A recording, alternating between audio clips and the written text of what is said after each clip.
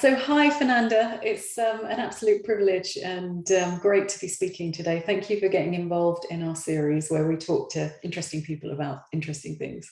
Thank you for having me here. Absolute pleasure. As a starter, I think it would be great if you could just give us a sense of yourself and Open Classrooms. So to explain a little bit more about what you do. Great. So Open Classrooms is an online platform that provides top quality education. And it's super interesting, Sarah, because it's education related to employability. And that's why I was very, very happy to join the team of Open Classrooms last year, because it's super difficult to find as a CHRO. This is my role at Open Classrooms, roles that are really close to what you do in business, that are super closer to what you do. And at Open Classrooms, we are a mission-driven company. Our aim is to make education accessible.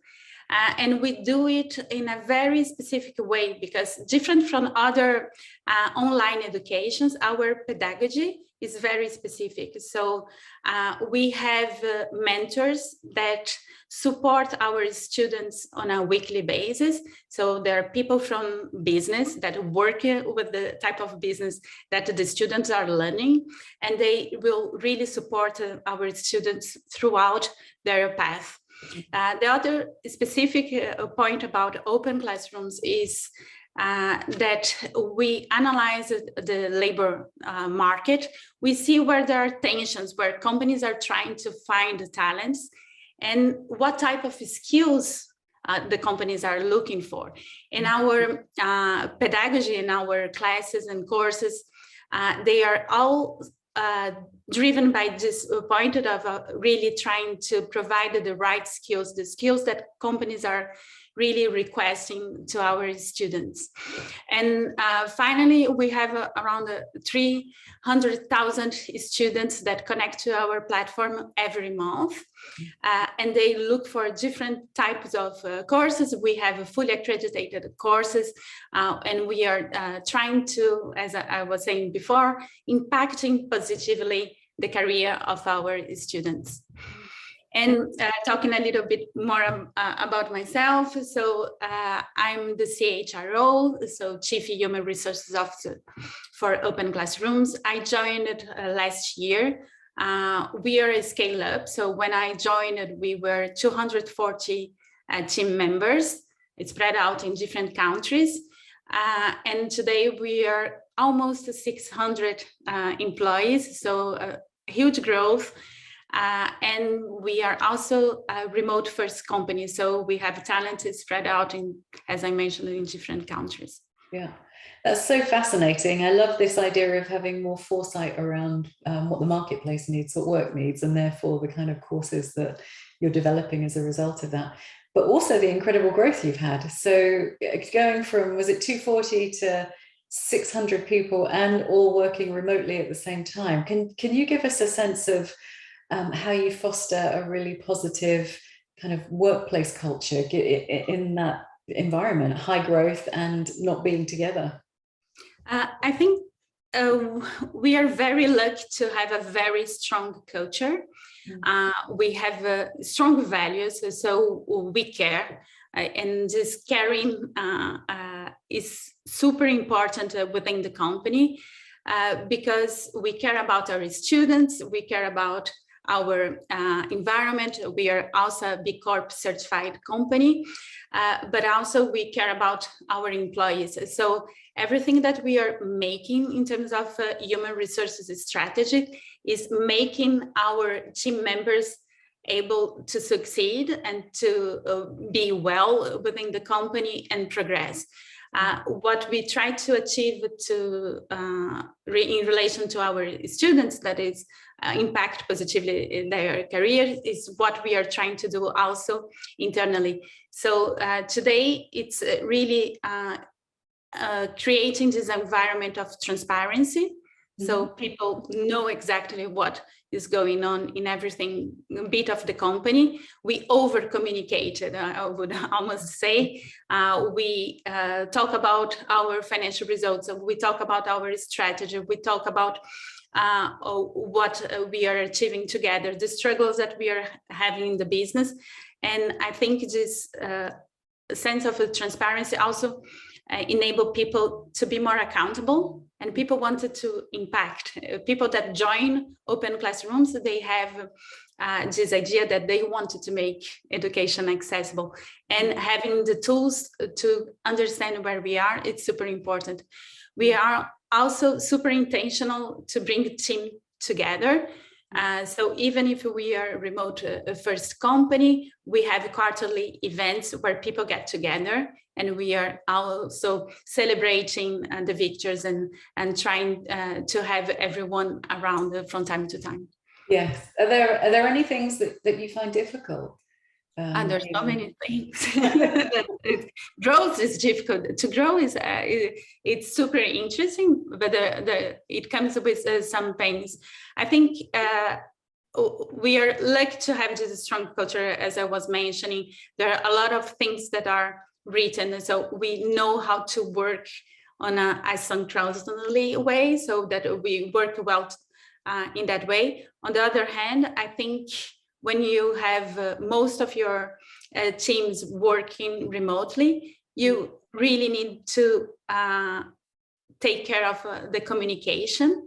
It's a different way. We have a different internal channels of communication, but trying to foster behaviors that enhance this feeling of belonging is something that we try on a daily basis, and I think it's working well. But it's also important because it's all about making the right connections and trying to get people to learn from each other. My aim as CHRO of Open Classrooms is to provide an environment where people can grow, where people can shine, and so that's what we are trying to do.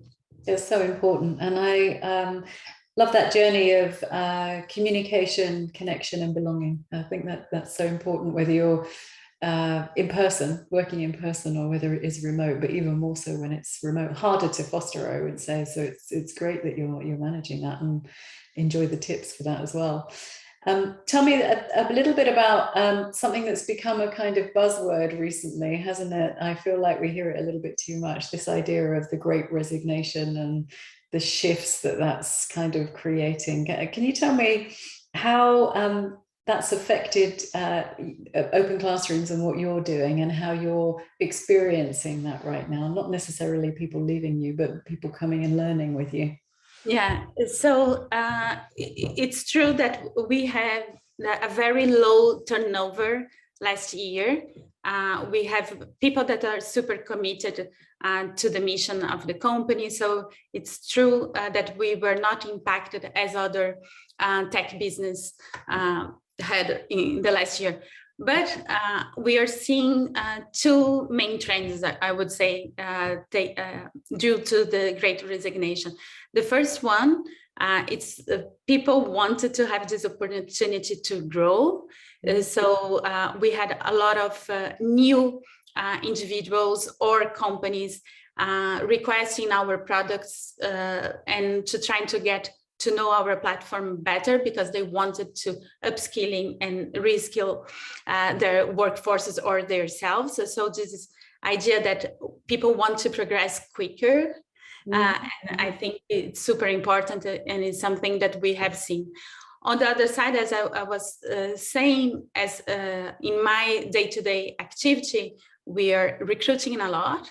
And we can see that people change the way that they are going through recruitment processes. And I see a huge difference today, Sarah. I think, first of all, when I started, it was a lot of years ago, this job and being in the talent and recruitment, we were assessing a lot the candidates. We are trying to have the best candidates. We are still doing that. But the candidates are really assessing the companies. They wanted to have work that makes that are connected. They are really looking for opportunities to have an impact. They don't want to lose time. So I think speed is crucial in the recruitment process. We are seeing that a lot. And I think we are trying to adapt ourselves to be more straight to the point, to really clarify for people what they will be able to do and how this will be an amazing opportunity for them to grow, because they are looking for that. Yes, yeah. I feel like you've kind of hit the trend on the head there in terms of a lot of what we're experiencing right now. It's been useful to hear it from your point of view. In terms of trends, tell me about some of the other trends, challenges, or new things that you see heading over the horizon, rather than from, we've been through such a tumultuous few years. Things have been changing so rapidly. Is that going to continue? What else is coming? Look into your crystal ball for us.